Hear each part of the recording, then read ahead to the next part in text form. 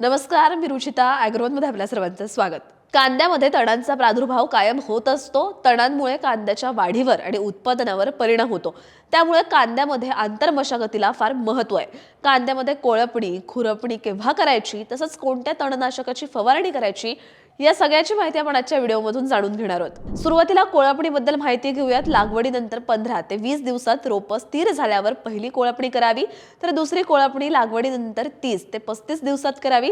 कोळपणी करताना रोपांची मुळं दुखवायची नाहीयेत. तसंच कोळपणी करताना ती हलक्या हाताने करायची आहे. यामुळे उगवलेलं तण नष्ट होतं आणि जमिनीत हवा खेळती राहते. दुसऱ्या टप्प्यात तणांचा प्रादुर्भाव जास्त होत असतो, त्यामुळे खोल कोळपणी टाळावी. तसंच कांद्याच्या ओळीतील माती सैल केल्यामुळे कांद्याच्या वाढीला मदत होते. यानंतर आपण कांद्यासाठीची तणनाशके समजून घेऊयात. प्रभावी तण नियंत्रणासाठी योग्य तणनाशकाची निवड अत्यंत महत्त्वाची आहे. कांद्यासाठी पेंडिमिथिलिन 38.7% CS हे तणनाशक एकरी 700 मिली उगवण पूर्व रोवणीनंतर 3 दिवसात द्यावं. हे तणनाशक मकारा, वाघनाखी, सावा, लोना गवत, घोळ, मोठी दुधी, केना, कुंजर, माठ, श्वेत पुनर्नवा या तणांसाठी प्रभावी आहे. यानंतर येतं ऑक्सीफ्लोरोफेन 23.5% EC हे तणनाशक उगवण पश्चात रोवणीनंतर 15 ते 20 दिवसांनी एकरी 170 मिली फवारावं. सावा, लवाळा, भृगराज या तणांच्या व्यवस्थापनासाठी हे तणनाशक फायदेशीर आहे. याशिवाय संयुक्त तणनाशकं म्हणजेच 2 तणनाशकं मिसळून फवारणी सुद्धा फायदेशीर ठरते.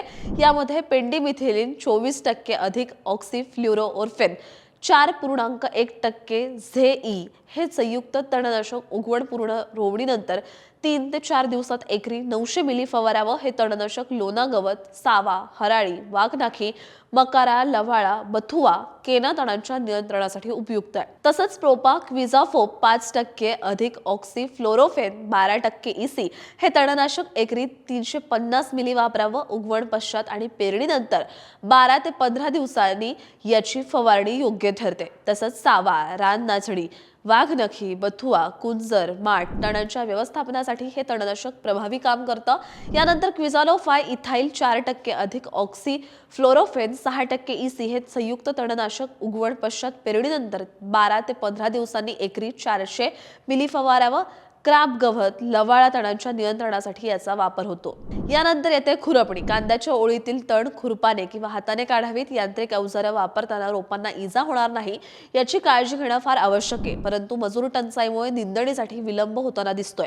कांद्याच्या आंतरमशागतीमध्ये माती चढवणं हा महत्त्वाचा टप्पा असतो. यामध्ये कांद्याच्या मुळाशी थोडी माती चढवायची असते. तसंच यामुळे कांदे उघडे राहत नाहीत, त्यांना आकार चांगला येतो आणि सडही टाळता येते. मात्र जास्त माती सुद्धा चढवायची नाहीये. पाणी देण्याआधी व नंतर आंतरमशागत याशिवाय पाणी दिल्यानंतर माती घट्ट झाली असेल तर हलकी कोळपणी करावी. त्यामुळे जमिनीत भेगा पडत नाही आणि ओलावा टिकतो. आंतरमशागत नेहमी कोरड्या जमिनीत करा. पावसानंतर किंवा जास्त ओलसर जमिनीत कोळपणी टाळावी. कांदा फुगायला सुरुवात झाल्यावर म्हणजेच साधारण 60 ते 65 दिवसांनी खोल आंतरमशागत करू नये. त्यामुळे कांद्याला इजा होण्याची शक्यता वाढते. तणनाशक हे मातीसाठी फार घातक असतात. तणनाशकांचा मातीवर काय परिणाम होतो, तसंच फवारणी करताना काय काळजी घ्यायची यासाठी आमचा आधीचा व्हिडिओ नक्की बघा. तुम्हाला ही माहिती कशी वाटली हे कमेंट बॉक्समध्ये नक्की सांगा आणि अशाच शेतीविषयक आणि नवनवीन माहितीसाठी ॲग्रोवनला सबस्क्राईब आणि फॉलो करायला विसरू नका.